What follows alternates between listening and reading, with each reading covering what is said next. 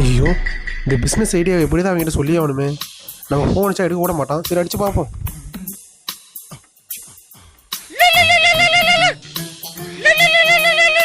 Hello, சொல்றா. எங்கடா இருக்க? இங்கதான் சென்னைக்கு மிக அருகாமையில் விழுப்புரத்துல ஒரு லேண்ட் வாங்கலான்னு வந்திருக்கேன்.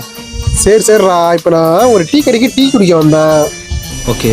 இங்கே நான் குடிக்கிற நேரத்துல கிட்டத்தட்ட ஒரு 20-30 பேர் டீ குடிச்சிட்டு இருக்காங்க. ஓகே. அப்புறம் மாஸ்டர்கிட்ட போய் ஒரு டீ எவ்வளோ மாஸ்டர்னு கேட்டால் இதுமாரி 15 ரூபா சொன்னார்.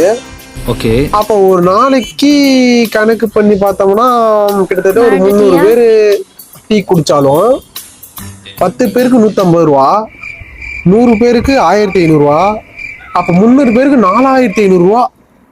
அப்போ ஒரு நாளைக்கு 1500 ரூபா செலவு வச்சுனா 3000 ரூபா சாலிடா நிக்குது.